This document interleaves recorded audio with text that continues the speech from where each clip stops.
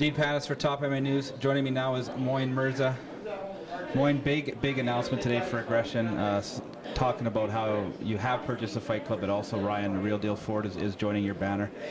First of all, if you would please walk us through the signing or how things worked out with Ryan. Well, we've been friends with Ryan for quite a long time, and we've always told Ryan that when we first got in this business about a year and a half ago, we asked Ryan, hey, someday you're going to fight for us, and Ryan said, establish some longevity and we'll see where you guys end up. And we told him eventually he'd come home and find his way home, and he did. So he's back he's with Aggression where he belongs. Now, I don't know exactly what happened behind the scenes, and I'm sure it's between Ryan and his agent and the MFC. How did you find out that Ryan might be available? We actually found out through Ryan's management team. They approached us and said Ryan was available. There were some issues behind the scene that I can't elaborate on. That's between legal counsel to work out. But we feel on our end that our lawyers have looked over everything, and as far as we're told, everything is on the up and up. So we're not even the least bit concerned on that. Now, from what I heard today, Ryan will be on your next show, which is March 11th? That is correct.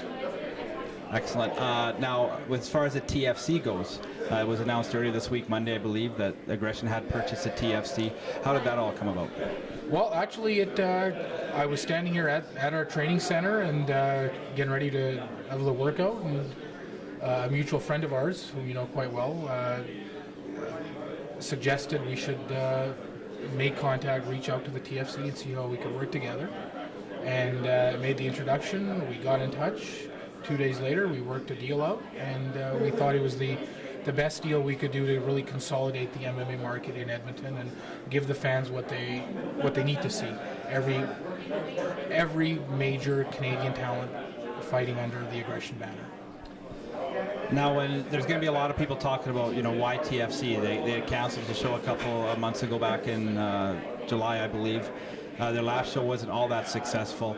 However, the Shaw Conference Center was part of their, belonged to them as far as having exclusivity in Edmonton. Is that a big part of why the TFC?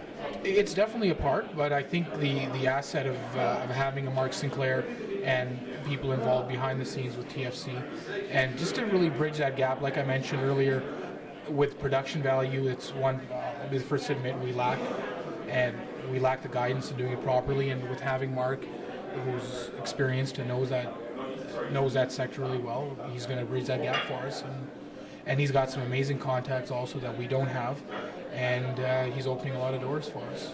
Very true. Mark Sinclair does, his production was second to none, and from what I could see across Canada. Best in the country, in my opinion. So, does that lead to possible TV deals in the future for Aggression? Well, that's always what you strive for as an MMA promoter, is that elusive television deal. So we're working on several options right now, and who knows, maybe there'll be a press conference soon enough. Now, when it comes to Edmonton, there's no doubt you've solidified yourself here. How about the rest of the country? Is there any talk about Aggression expanding? I know you were in Vernon last year. Has there been any more talks about possibly even going east? As a promoter, you want to be everywhere. As a businessman, you have to assess where the biggest market is, and expansion is always on our minds. How about the TFC? They had the champions, you guys did not. What is happening with the TFC and their fighters when it comes to belts and stuff like that? We'll have a clear picture on that in the weeks to come. But as it stands, the first official title belt will be in the 35 division between the opponents that Harvey had mentioned. And just for the people that didn't see that on video, could you please walk us through who will be fighting in their first championship fight? That was Diego Wilson and Josh Hill out of Iron Tiger in Toronto. So very exciting fight between up-and-coming bantamweights. Upcoming nationally ranked bantamweights that I think are going to put on a spectacular fight. And how about the rest of the card? I know you did announce that Ryan will be your main event. Do you have an opponent for Ryan at this point? That's what this week is going to be out, closing up the opponents. We do have Shane Campbell on the card as well, and Shane's opponent is going to be phenomenal. The matchup is going to be as good as his fight on the Iwata Combat Club where he fought Tony Harvey, where Top MMA News called it the fight of the year.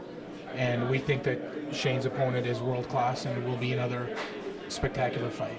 Any other fights or fighters that you can announce at this point coming up on March 11th? I can, but we're going to save that all up, and you guys will be, Top MMA News will be the first to get the matchups. Well, thank you very much, Moin. On behalf of everybody on Top MMA News, I'd like to thank you for your time today and wish you all the best in the future. Great. And I want to thank Top MMA News for their continued support and always helping us out and their loyalty. So thank you.